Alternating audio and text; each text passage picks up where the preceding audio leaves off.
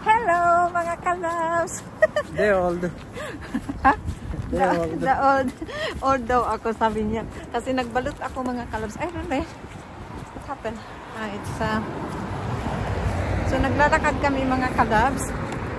Dali. Yan. Oo, diba? Nagano kami. Gabi na. Pero maliwanag yung ating phone. Ayan po mga kalabs. So, naglalakad. Ayan mo si David yun. Para kami mga rabiri. Nagbalot kami kasi medyo malamig. Naglalakad kami. At so ito yung namin galing ng pag-aling sa work. Ayan, so naglalakad kami ngayon. At pupunta kami ng siguro mga how many? This is 2 kilometers, no?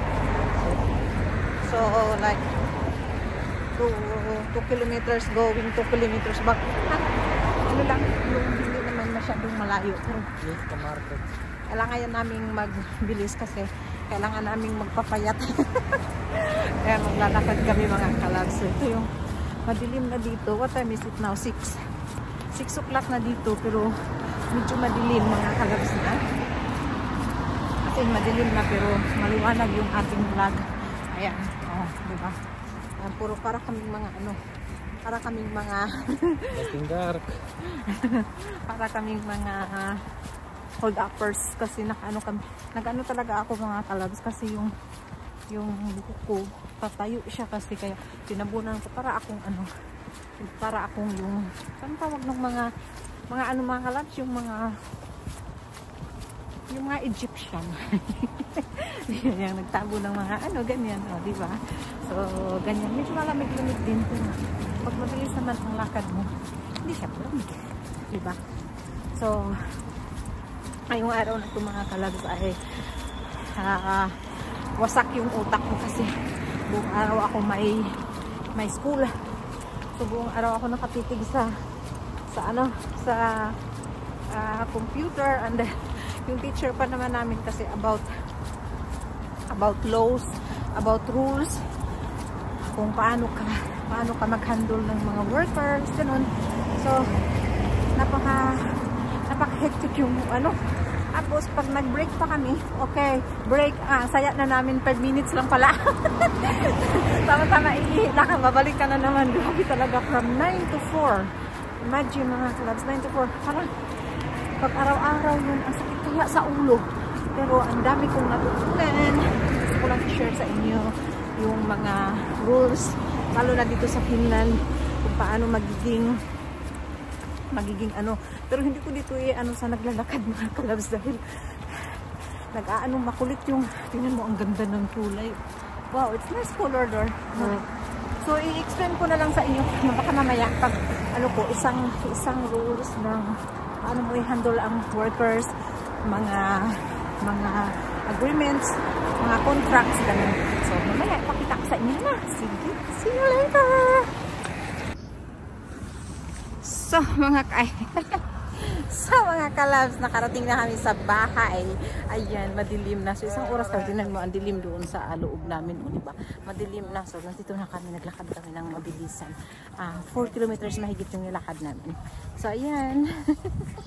See you soon. So ayan po mga kalabs. Hello mga kalabs. Shout out. Ayan po, mag-aano tayo kunti ng ating buhok kasi aalis ako, lalabas ako. So aayusin ko lang siya kunti dahil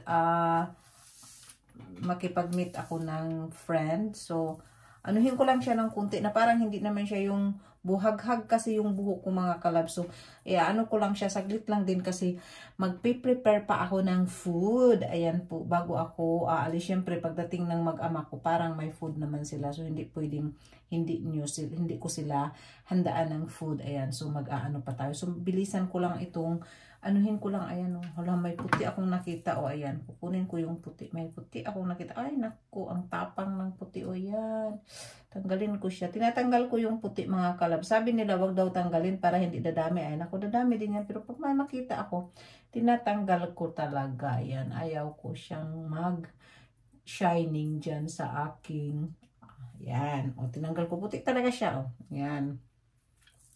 Nawala na nga.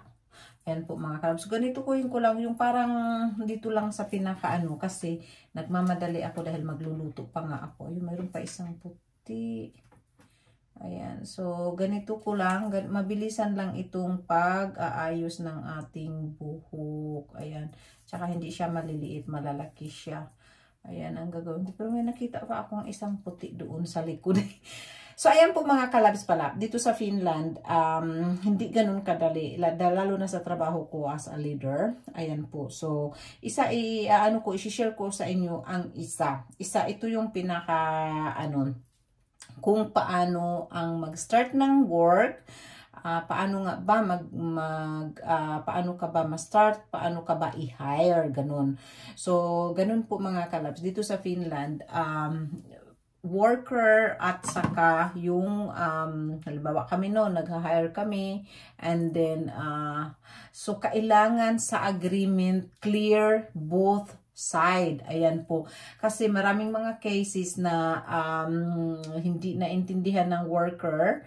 Lalo na sa mga worker dahil hindi naman nila alam ang mga laws about dahil sa amin pinag-aralan naman talaga namin yan about kung paano ka kukuha ng worker, ano ang rules, ano ang dapat ang mga consequences diyan.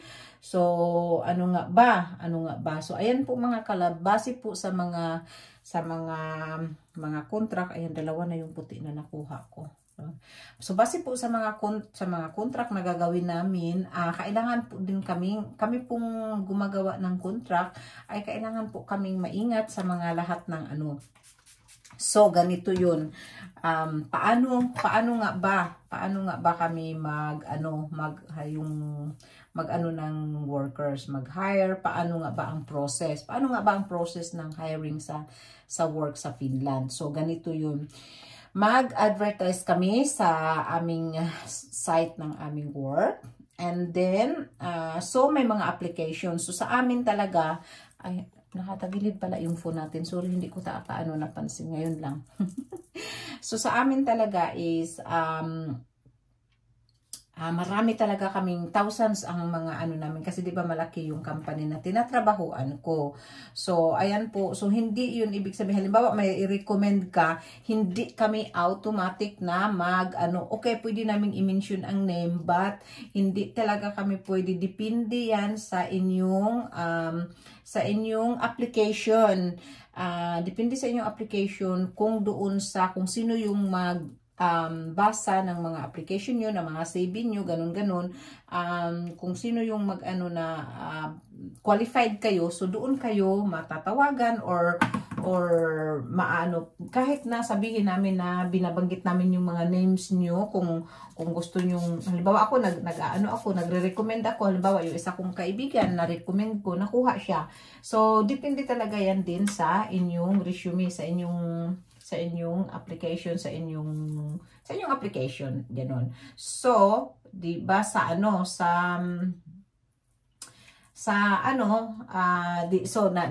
halimbawa nakuha ka na sa inyong nakuha ka na namin, napili ka na namin as one of candidate sa aming kukunin sa aming work, 'di ba? So ngayon, tawagan kayo and then for interview, ganun.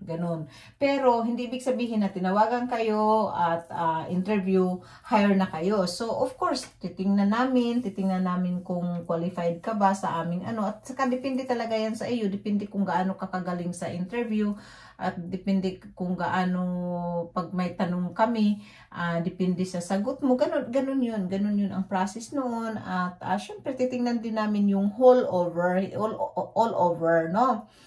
Then syempre ngayon tatanungin talaga kung sa mga experience, ganon. And then dito sa Finland, hindi na namin kailangan yung sabihin yung sahod kasi we are following na tinatawag na test. So yun ang tinatawag na sa mga employment salary, we are following, di ba? So ngayon hindi na namin kailangan kasi automatic yun na kung may experience ka halimbawa halimbawa, yung basis naming salary, yung no experience ka, halimbawa is 10 euro. Halimbawa lang yan ha. Halimbawa, 10 euro. And then, may 1 year experience ka. So, maybe may 1 euro more. Aray ko, mainit pala. May 1 euro more ka. So, instead of 11 euro per hour ang yung sahod, magiging 12 euro yan. Diba? Instead na 10 euro, magiging 11 euro yan. So, depende sa years of your experience. So, mayroong pinapollow na tinatawag na test dito sa amin na follow lahat ang mga kung ano ang experience mo, saan ka nagtrabaho before. So, yung salary mo, magfa-follow yun doon based on your experience. Ayan. So, ganun. And then, syempre, pag mag-ano na kayo ng mga salary, yung mag-ano na kayo sa salary, yung tawag nitong, syempre maano mo na yun, ngayon mag-aano ka ng, halimbawa, hire, o sige, hire kita, ganun. Ngayon, pag na-hire ka, syempre, mayroon niyang mga rules, mayroon niyang mga, depende kung anong makalagay sa inyong kontrata. So, kailangang basahin mo yung kontrata. Dahil kung hindi mo basahin, and then, halimbawa kasi mayroon niyang mga tinatawag na first 4 months is yung observation, di ba? I-observe ka, yung trial, nasa trial time ka pa, ganun. So, mayroon niyang tinatawag na in trial time, pwede kang magsabi na, halimbawa, hindi mo pala kaya yung work, o di ba? So, hindi mo pala kaya yung work. So, sabihin mo, hindi ka na mag-ano. So, mayroong chance na pwede kang, in 2 weeks, pwede kang umalis. Ganon, na sabi mo, hindi mo kaya yung work. Kasi hindi naman talaga lahat ng work ay pwede mong kayanin or something na hindi mo magustuhan. So, hindi ka din force na magstay. Basta anuhin mo lang yung sa in trial times, pwede ka talagang hindi ka force na stay. Kung hindi mo kaya yung work or baka nagbago isip mo or something, naiintindihan yan. Mayroon kang possibility na pwede kang mag-stop. So, ganun yun. Tapos, after 4 months, kung mayroon ka nabibigyan ka ng continue yung inyong, sabi, magandang worker ito. So, mag-o-offer kami na after trial, magkaroon ka ng tinatawag na i-continue yung contract. So, ganun yun. Ganun, o diba? Mabilis lang ako bilisan ko lang ito. Hindi ko gaano siyang anuhin kasi wala talaga akong time. Ito pala ang hindi na nakulot. Ayan. So, ganun yun mga kalabs. Ganun yung natin dito kung paano nga ba ang proseso ng pag-a-apply ng trabaho dito sa Finland. Ayan po. Yun ang tapos yun, sa sunod ko i-explain na about sa nagtrabaho ka na, ganyan.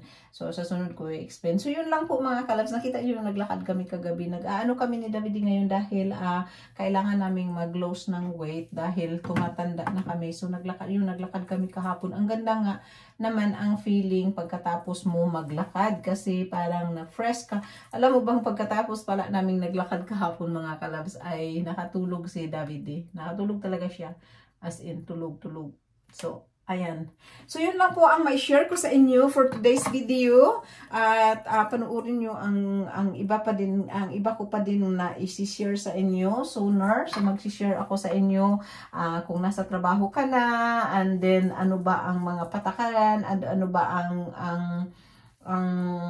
yung tungkol sa mga holidays in Finland, kung ano ba ang bagay sa'yo, ilang weeks, ilang per year, ganon. Yan, kung kailan ka ba pwedeng mag-umpisa na So, ipapaano ko din sa inyo yan. So, ito lang ang proseso kung paano ka mag-apply dito sa Finland, kung paano ang process ng application. Yan. Maraming salamat and God bless. I love you all. And shout out pala kay Milba Mendez, kay Cherry Solis, Stefania, kay Maria Salas, yan sila. Tsaka sa lahat ng aking Simply Chambi, salamat sa pagbisita palagi sa aking At saka si Lori D.M. Magalpok, ang aking Sisi Loves, yan. So maraming salamat sa mga Sisi Loves ko. Thank you sa inyong suporta and God bless. Bye-bye!